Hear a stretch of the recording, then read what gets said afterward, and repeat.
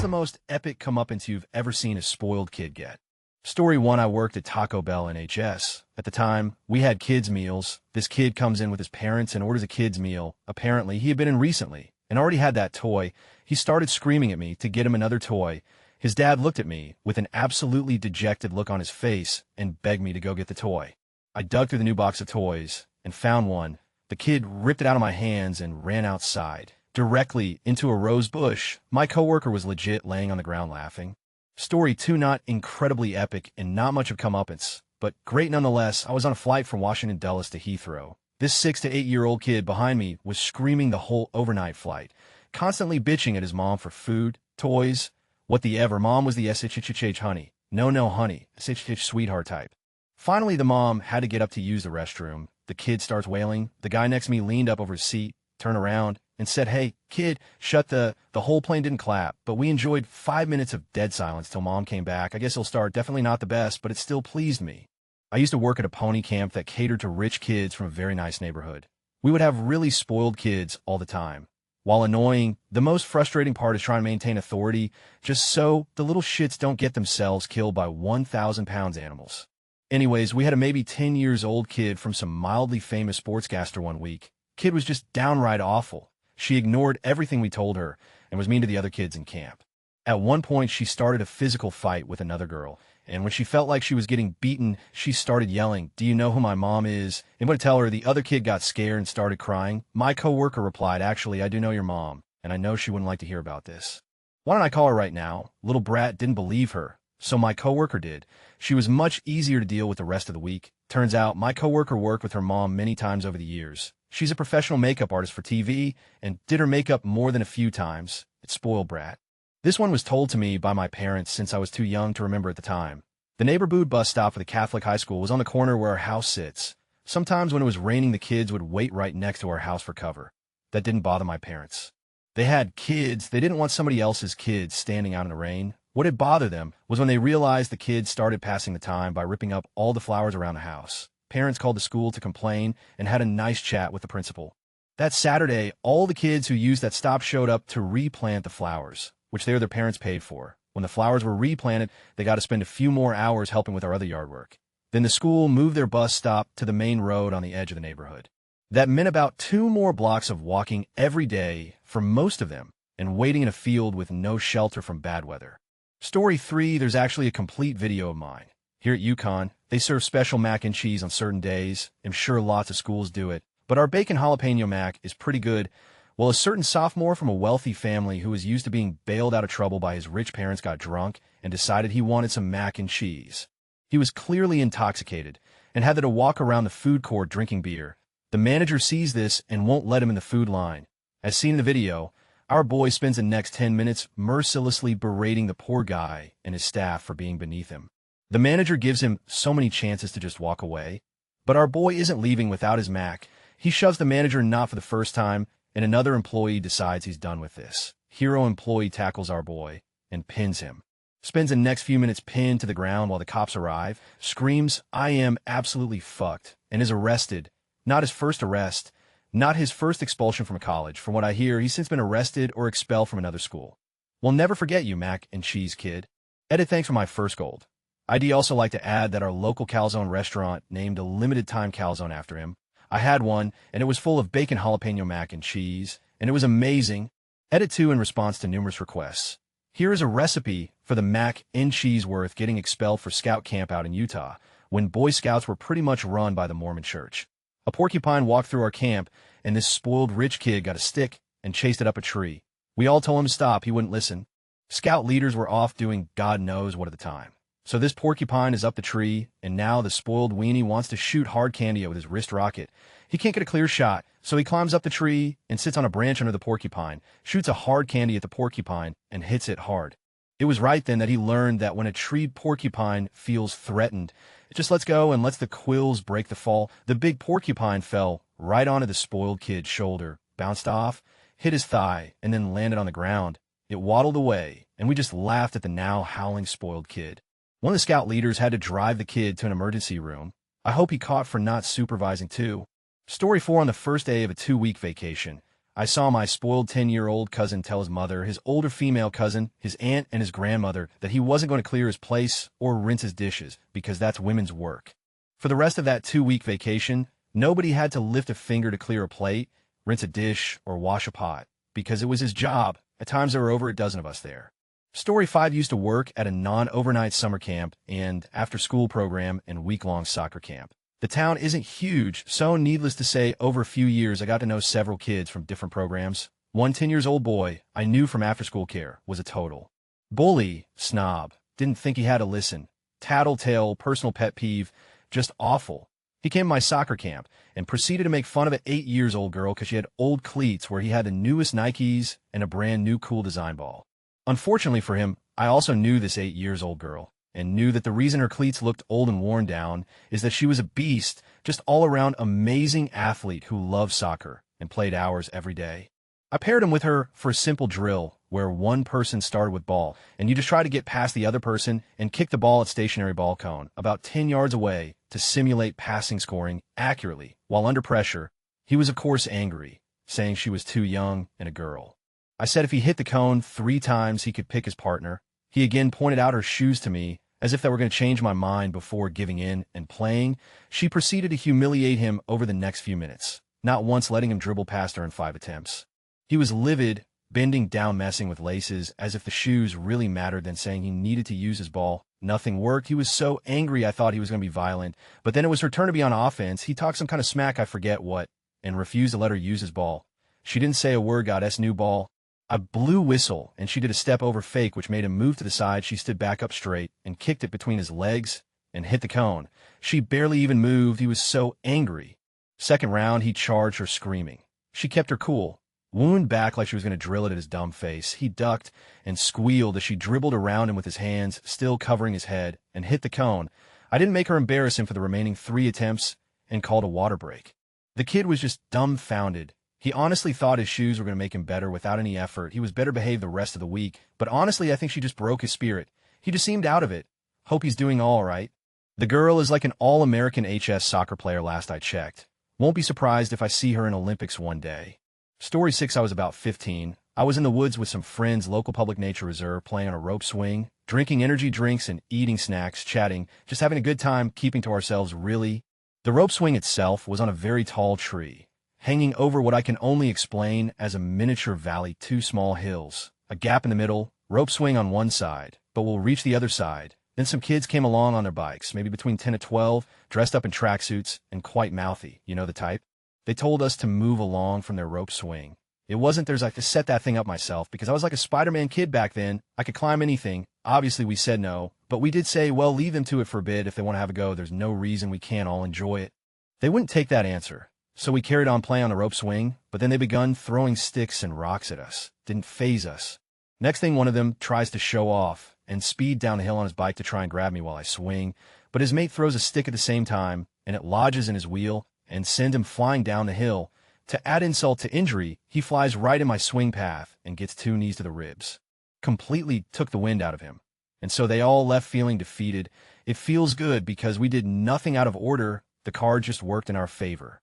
Edit obligatory. Thank you for the karma. I'm glad my story has been well received. Edit since a few people have asked. This isn't from Mother Russia. In British you get a lot of kids, even adults, that wear tracksuits as their daily attire. Most of them have bad attitudes as a given. Story 7, I worked as an outdoor camp instructor. One week I was on logistics and had to drive the van to lick up kids. I had heard from my friend that one of the kids in his group was a little back-chatting, lazy, bullying other kids. When I got to the pickup point, the kids hopped into the van and my mate and shotgun. My mate Mitch gave me the rundown of the kid. As I started the van up, I did a visual check of seat belts and everyone was good, except for the kid. I asked, he said no. I told him I can't leave until he puts it on. So he did and I started to leave. A minute down the road, I heard him unclip his seatbelt again, so I had to stop the van and ask him again. He put it back on. This happened one more time. On the 3rd time, I just pulled over, turned the van off, radioed base, and asked for my manager and the overseeing teacher who was his dean to come up and pick this kid up because he was a danger to the others in the van. That's when this kid started pleading and begging. Told him no. I already made the call. He got sent home. My mate Mitch had one of his best weeks after this kid left. Story 8, working at a Chuck E. Cheese one year. Some little kid keeps getting pissed because he can't win many tickets from a game. Kid begins to kick and scream, toss around etc. I think he tried to hit one of the animatronics. When someone tried to get him to stop, he pulled the, "Do you know who my dad is? Do you know what he can do to you?" We all just shook our heads and didn't know what to say. Was his dad the owner, rich, etc.? Tell me what I could do. We see this guy in a business suit just standing there with a really pissed off look on his face. It was the kind of face that you look at and wonder if this man ever smiled. The kid just froze up and muttered something. The man apologized and walked away. He came back a few hours later and gave all the employees gifts. I got an Xbox 360, one of the first generation ones. I still have it with me if anyone wants a picture. He just gave me the console. No wires, controllers, or anything. Edit the Xbox, it doesn't even connect wirelessly, if I remember correctly. Story 9, we were poor growing up, like ham or cheese sandwich poor. When I was 13, I asked my single mother to combine Christmas and birthday gifts, birthday being in March. I had wanted a nice bike for years, but didn't want to ask for anything specific. I was happy with any gift. I asked very respectfully for a dyno comp bicycle. My awesome mom delivered, and in March, I got my favorite present of all time. Within 3 or 4 days, my best friend and his little brother, whom of course were very well off, showed up at my house, both with higher-end freestyle bikes. We went for a ride, and the brothers ended up grazing each other and created a scratch on the older brother's bike. He was furious and slammed his own bike on the ground, then knocking his little brother over and commenced stomping every spoke out of both wheels. The younger brother returned the favor on the other bicycle. They then actually had a contest to see who could destroy a bicycle more drastically. This was the first time I think my jaw dropped, and I was speechless. Once I regained my orientation, I just turned and pedaled away. I immediately started crying at why kids would trash brand new bicycles. They both showed up that weekend with 2 new bikes. I made up some lie, and that I was grounded. I couldn't be friends with someone like that anymore. I just thought my mom worked so hard for my bike, and these guys destroyed 800. If my mom knew, I wouldn't even be allowed to be friends with them. Guess what? They're both adult. Story 10, when I was 11, there was this one kid in the neighborhood who was never disciplined, and as a result, got away with whatever. He loved to steal food. My best friend in the neighborhood was Latina, and as such grew up on spicy, and would walk around snacking on Flamin' Hot Cheetos and such. I gingerly tried them and got used to them after a while. So soon I was walking around with my own bag. This spoiled kid decided he wanted some and grabbed the bag from me, which I didn't even fight him on this time. I planned this and walked over by his house to instigate. He had one single Cheeto and started crying right away and ran to his mom. He didn't steal my after that. Edit OMG. Y'all, they're hot for an 8-year-old French boy who's never had them before. Story 11, I used to work at a women's shelter. Christmas time rolls around and a man and his sour teenage son comes to the door. He says his son would like to donate some items to the kids staying at the shelter. Great. The man and his son start hauling in some expensive items. There was an Xbox, a bunch of games, a flat screen, iPod, cool headset, etc. Turns out the kid ran his mouth, and the dad made him give everything to the kids. Christmas was pretty cool for our gang that year.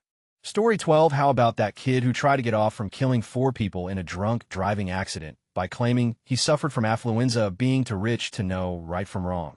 He was caught after fleeing to Mexico and ended up serving just 2 years in prison. Story 13, Mitch got everything he wanted. Granted, he was smart and ambitious, but was also petulant and snobby. The combination made him virtually hated by everyone. I like him more than most people, and I hate him, quote, all Franken on Ted Cruz.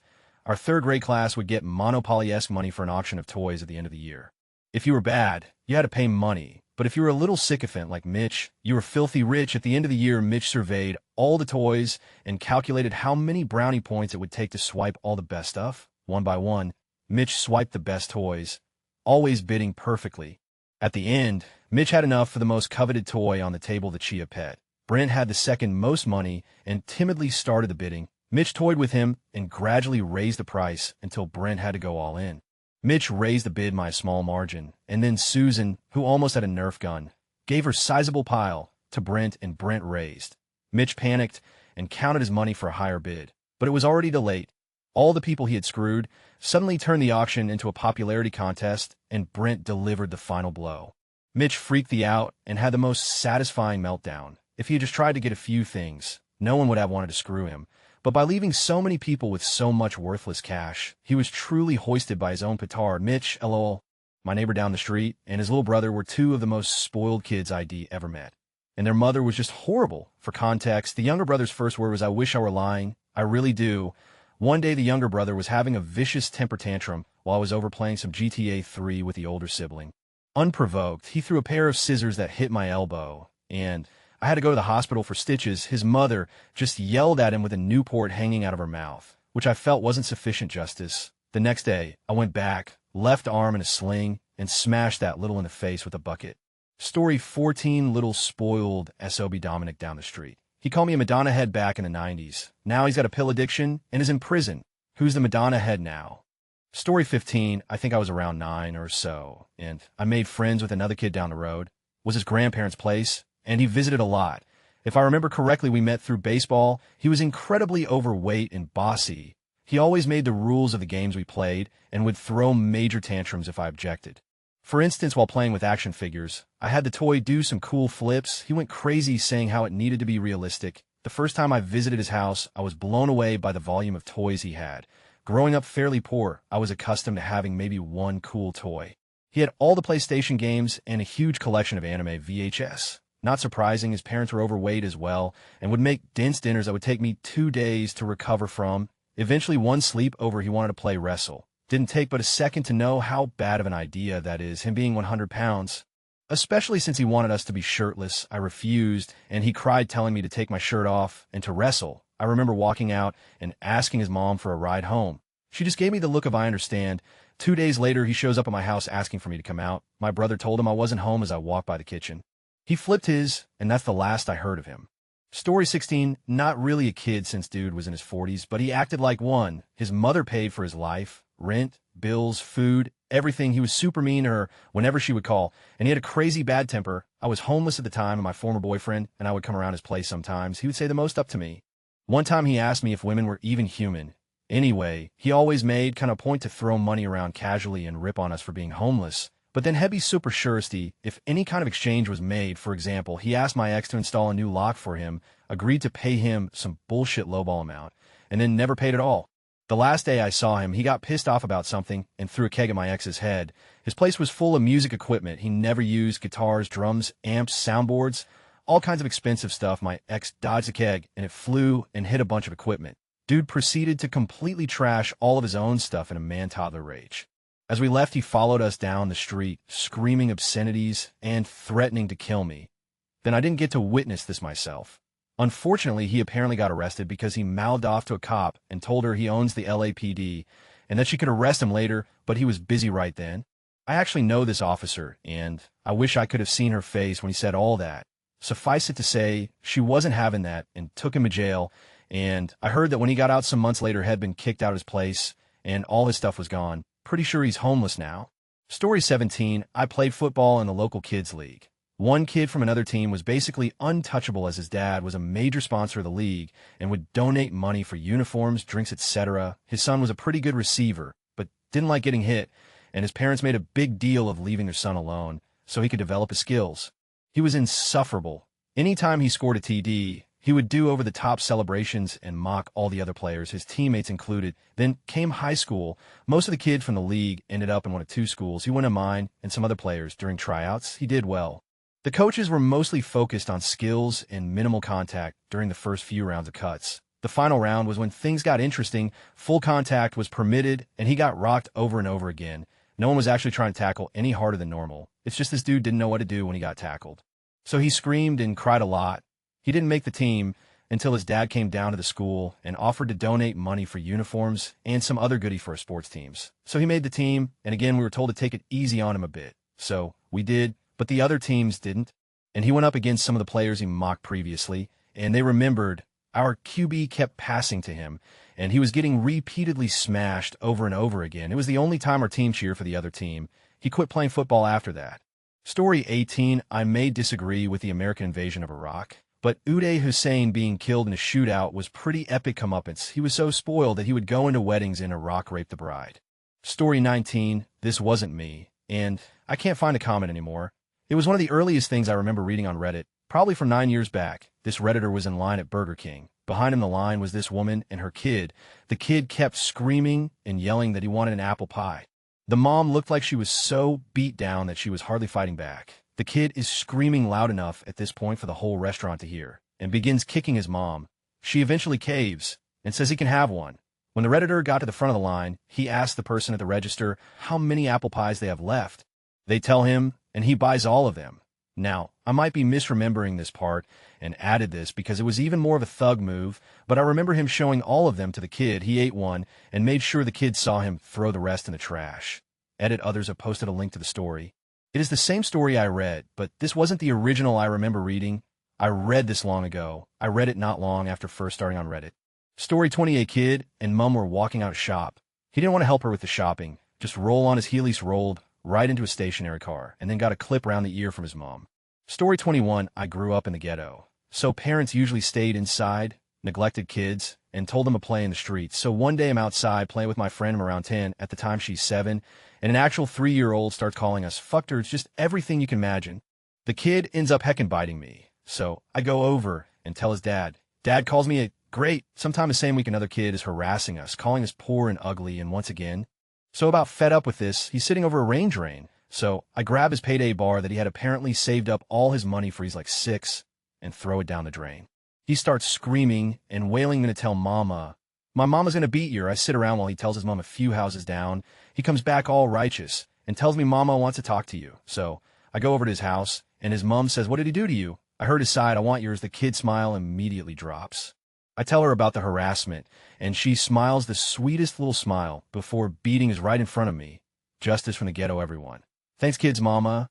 Story 22, he went straight out of college into a well-paid job at his parents' company. Steadily accrued promotions despite being a mediocre worker, and enjoyed a life of spectacular wealth and privilege at the expense of others. Wait. Story 23, not the greatest, but it felt amazing in the moment. We moved into a newly built neighborhood when I was 10, so everyone there had just moved in within about a year. There were a handful of us that were the same age, so we were all trying to make friends with each other at the same time. All of us were on the low end of middle class, except for one kid, who was the youngest in his family, and his dad had just gotten a 7-figure dismemberment settlement from an accident. He got whatever he wanted from that point forward. He would flex on us, even though none of us called it that, whenever he could, and ended up being one of the worst bullies I had growing up. But one time when we were 11, Attack of the Clones was about to come out, and we were all hyped about buying toy lightsabers and fighting with them. 4 or 5 of us were playing in my house's unfinished basement, and spoiled kid kept bragging about his more expensive lightsaber and how it would destroy ours in a fight. While sitting on the side and not actually fighting anyone, we all got sick of it and called him out on it. And he came in to fight me and my 9 Kagan saber. 10 seconds in, I accidentally hit his fingers, which happened constantly in these fights, and he immediately started screaming and crying. The rest of us got silent, shocked at how much he was overreacting. He threw his saber across the room and ran out of the house. He kept being a garbage pile until we both graduated and moved away, but for a long while, no one would let him forget what a whiny baby he was at lightsaber fighting. Story 24, I remember being like 5 or something, and 2 kids were hogging all the blocks of one of those big Lego block pits in their little shitty castle. I asked for some, and he threw it at me. He was probably standing on a stack of blocks to look over the wall. So I tossed one block back, knowing he'd throw it back, and when he peeked, I tossed it straight to his forehead. He fell down and probably broke something, but Jesus Christ, that was one satisfying throw right between the eyes. I remember it clearly. Story 25, the of War used to babysit this boy down the street. His parents gave him everything he wanted. One time he shot a window out with a BB gun, and when the neighbor came over to talk to his parents about it, Dad basically took the position that his boy was too little to understand. He wasn't, and gave his kid a bowl of ice cream. Presently, he is in his 40s, unemployable, and an alcoholic. He has been bouncing around recovery houses, getting kicked out for not following the rules. Story 26 was at a family event for my girlfriend at the time. One of her cousin's kids was just running around, making a ruckus in spite of the numerous times his parents told him to settle down. Eventually, he took an interest in the motion-activated Glade air freshener on a counter.